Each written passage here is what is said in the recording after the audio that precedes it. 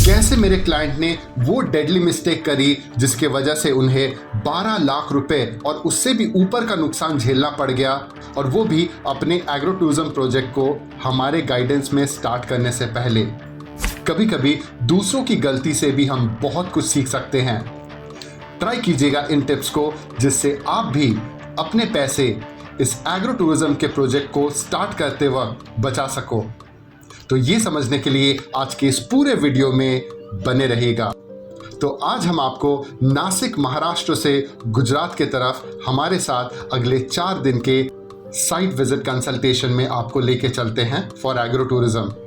और इनसे मिलिए, ये हमारे क्लाइंट है जो एक फैमिली ओन्ड बहुत ही सक्सेसफुल ऑर्गेनिक फार्म स्टोर चलाते हैं, जो अब अपने एग्जिस्टिंग ऑर्गेनिक बिजनेस को एग्रो टूरिज्म प्रोजेक्ट के साथ मिला के अपने सक्सेस को 10 गुना बढ़ाना भी चाहते हैं। तो सबसे पहले हमने ये समझने की कोशिश की कि ये एग्रो टूरिज्म का कॉन्सेप्ट उनके दिमाग में कहाँ से और कैसे आया। चलिए सुनते हैं। हमारा जो कस्टमर बेस है ना, वो वहाँ आते ना, तो वो हर बार पूछते रहते हैं कुछ रहना का इंतजाम करो या फिर लोकल फूड का इंतजाम करो।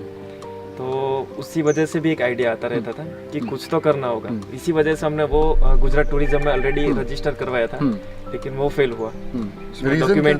उसमें डॉक्यूमेंटेशन का थोड़ा दिक्कत आ रहा है। वो एनए कराने बोले थे एनए, और दूसरा क्या मतलब उसमें जो होम स्टे का रजिस्टर करना, तो मतलब प्रॉपर घर होना चाहिए कि मतलब हम वहाँ रहे और वो ही एग्रो उसमें होम स्टे में दे सकते हैं। अगर ये खेत में है ना, तो उसका मतलब क्या, यहाँ कोई फैमिली रह नहीं रहा, तो वो होम स्टे कैसे हुआ?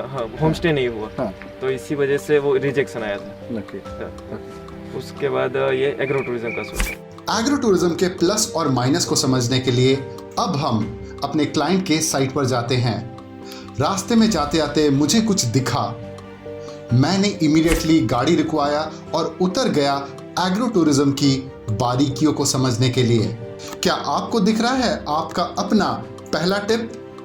यस, एग्रो टूरिज्म के लिए रास्ता हमेशा चौड़ा होना चाहिए ताकि स्कूल के बसेस बच्चों को आराम से लेके आ जा सके।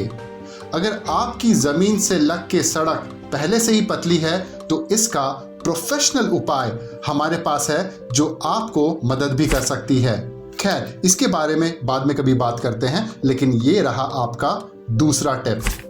फार्म को देख के ये समझ में आया कि हमारे क्लाइंट का फार्म एग्रो टूरिज्म के हिसाब से जोनिंग वाइज ऑप्टिमाइज नहीं है। जोनिंग वाइज मतलब कौन सा चीज कहां पे किसके साथ रखा जाए, जैसे फलदार पेड़ और पौधे किस तरीके से थेफ्ट प्रूफ बनाए जाए ताकि आपके फार्म में चोरी से होने वाले जो नुकसान है उससे काफी हद तक आप बचे रहें। इसी के साथ साथ अब ये रहा आपका तीसरा टिप।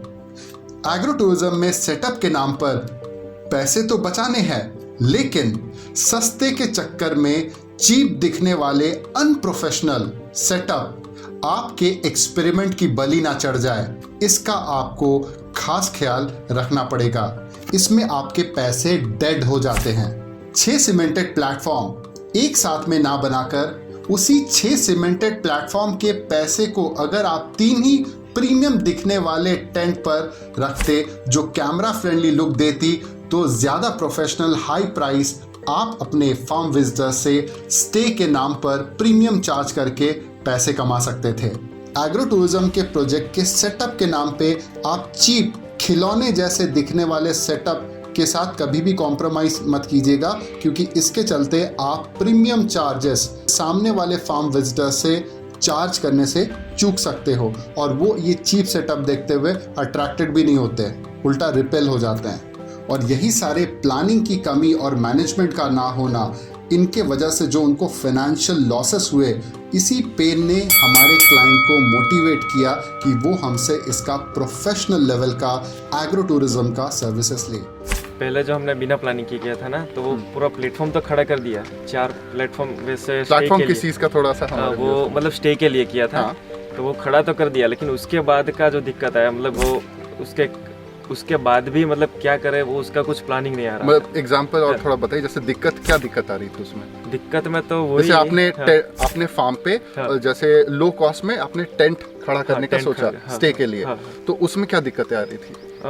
उसमें दिक्कत तो मतलब कि वो खड़ा किया ना, उसके बाद भी मैंने थोड़ा रिसर्च किया मार्केट में, तो देखा तो सापुतारा के आसपास बहुत टेंट सिटी है, तो वो एक ढूंढोगे लाखों हाँ, मिलेंगे, लाखों ऐसा? मिलेंगे हाँ। जी, तो उसमें कोई यूएसपी नहीं कॉम्पिटिटर बन। मतलब बहुत ज़्यादा मिल गए थे और हमसे बेटर भी करने वाले बहुत सारे हैं, तो वहाँ पे आप कहाँ पे स्टैंड करेंगे, कैसे कंपटीशन के अगेंस्ट में आप टिके रहेंगे ताकि हमेशा रेगुलर फ्रीक्वेंटली बुकिंग आती रहे? हाँ, उसके लिए उसके बाद हमने सोचा कि यहाँ का लोकल का जो हट्स है ना, उसी टाइप का कुछ डेवलप करेंगे। जैसे हट्स मतलब मिट्टी का घर? हाँ, मिट्टी का घर या फिर लकड़ी का घर। हाँ, ओके, ऐसा तो फिर कुछ। वो प्लान में फिर कहाँ पे अड़चने आई थी जिसके वजह से फॉर द टाइम ये रुक गया था? नहीं, उसके बाद तो वो पूरा बिजी हो गया था, उसके बाद मतलब कोई प्लानिंग नहीं किया, उसके बाद तो आपका ही सर्च किया और उस एग्रो टूरिज्म में पूरा। ओके, और एक डॉक्यूमेंटेशन में थोड़ा दिक्कत आ रहा था, अगर वो कॉमर्शियल बेस पे करना जाए तो पूरा लैंड एनए कराना पड़ता है।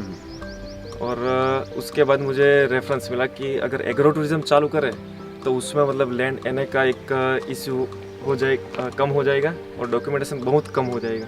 तो इसका मतलब ये हो गया कि अगर आप एग्रो टूरिज्म करते हैं हाँ। तो आपका फार्म को रिजॉर्ट कराना पड़ता है, एनए हाँ, मतलब एनए करना मतलब आपके फार्म को जो बॉडीज है, गवर्नमेंट बॉडीज, वो कमर्शियल प्रॉपर्टी ही मानेगी और कमर्शियल रिजॉर्ट को चलाने में जितना बोलता है हाथी पालने के बराबर जो पैसे खर्च होते हैं, लाइसेंसिंग, सर्टिफिकेशन, हर साल उसको सर्टिफिकेशन को अपग्रेड करना या फिर रिन्यू करना, तो ये सारा जो तामझाम बना रहता है। तो जब शुरुआती दौर में अगर इतना हेवी लोड अगर तामझाम का अगर आप ले लेंगे तो फिर आपको as a startup, as a new business आपको सर्वाइव और सस्टेन करने में दिक्कतें आ जाती है। आप जिस लेवल पे भी हो, जहाँ पे भी हो, तो उस लेवल से कैसे हमें स्टार्ट करना है ये बहुत जानना आपके लिए इंपॉर्टेंट है। इसी के चलते मार्केट स्टडी कराई जाती है। बड़े बड़े कंपनीज देखिए, भले आप छोटे तरीके से भी स्टार्ट कर रहे हैं लेकिन बड़े कंपनी से सीखिए कि क्यों वो मार्केट स्टडी और रिसर्च कराते हैं और क्यों इतने बड़े लेवल में वो सक्सेस होते हैं, क्योंकि उनका जो फाउंडेशन जो मार्केट रिसर्च का या मार्केट स्टडी का बहुत तगड़ा रहता है, वही आपके बिजनेस का भी फाउंडेशन होगा। जब तक आपको इस चीज़ का प्रूफ नहीं मिलता है कि ये चीज़ आपके एरिया में काम करेगी ये भी या नहीं, या फिर काम करेगी तो कितनी करेगी। मान लीजिए आप अगर 2 रुपया लगा रहे हैं तो आपको 3 रुपया मिल रहा है नॉर्मल वे में, लेकिन वही उसी जगह पे अगर आप सही से थोड़ा सा अच्छे से प्लानिंग लेके अगर आप आएंगे, प्लानिंग अच्छे प्रोफेशनल्स के साथ मिलके करेंगे, तब जाके क्या होगा कि यहाँ पे 2 रुपये के बदले 3 का 3.5 रुपये या हो सकता है 5 रुपये भी कम आ जाए। लेकिन ये इसके लिए बहुत मेटिकुलस प्लानिंग की ज़रूरत पड़ती है।